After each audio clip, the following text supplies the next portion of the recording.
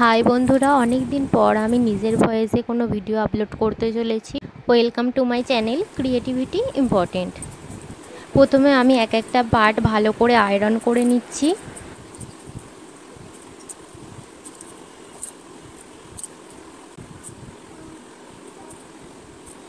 এখন ঘড়িতে বাজে 3:05 আর এখন আমি বসে পড়েছি কাজে, কারণ এই ব্লাউজটা আজকে আমাকে কমপ্লিট করতে হবে। হ্যান্ড পার্ট, ফ্রন্ট এবং ব্যাক পার্ট, তিনটে পার্টকেই আমি ভালোভাবে এখন আয়রন করে নিয়েছি। এরপর প্রত্যেকটা পার্টকে হেম সেলাই দিয়ে রেডি করে নেব। আয়রন করতে টাইম তো লাগে ঠিক কথাই, কিন্তু আয়রন করে নিলে অনেকটা সুবিধা হয়ে যায় কাজের। তাড়াতাড়ি করে কাজ করতে গেলে যেটা আমার সাথে হয়, কাজ তো বেড়ে বসে থাকে, তো সেটাই আমার সাথে এখন হলো।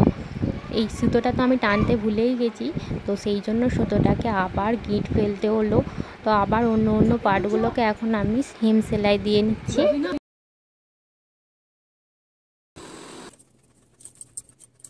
শর্ট ভিডিওতে হয়তো তোমরা দেখেছো আমি জড়ি দিয়ে ফ্রন্ট পার্টটা রেডি করেছিলাম, কিন্তু সবসময় জড়ি দিয়ে বিয়ে বাড়িতে ছাড়া পরা যায় না, গর্জেস ব্লাউজ হয়ে যায়, সেটা সবসময়ের জন্য পরা যায় না। তো যার জন্য সেটা খুলে আবার আমি এই কাপড়ের পিস দিয়ে জড়ি বানিয়ে ডেকোরেশন করেছি ব্লাউজটাকে।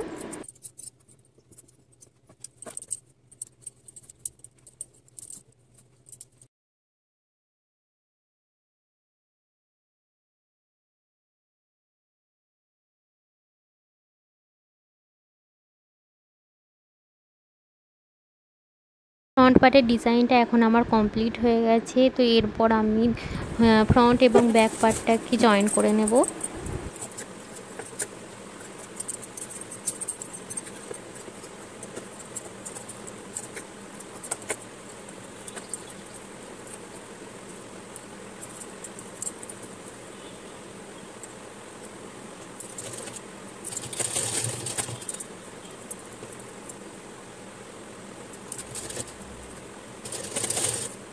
দুটো পার্ট জয়েন করা কমপ্লিট হয়ে গেলে এরপর আমি এক এক করে হাতার পিসগুলোকে জয়েন করে নেব।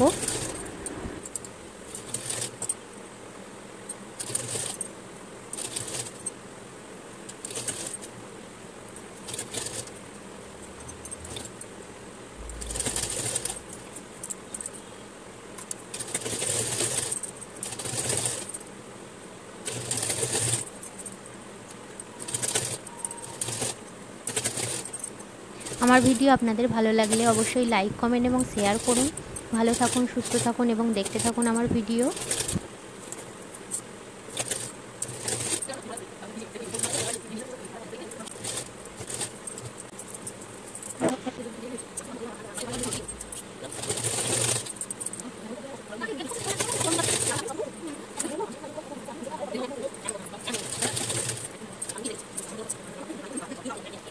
ব্লাউজটা তো প্রায় আমার কমপ্লিট হয়েই এসেছে।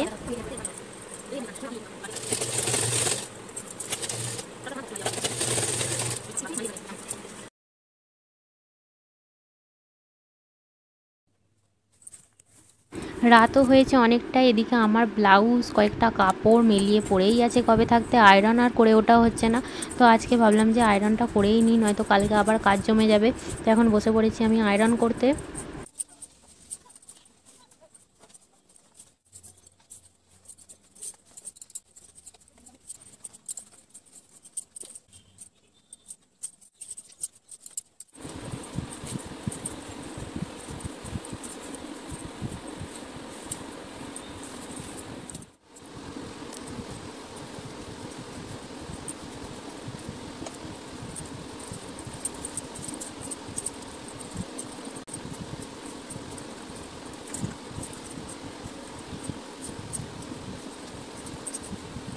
আজকের মতো এই পর্যন্তই, দেখা হচ্ছে পরের ভিডিওতে।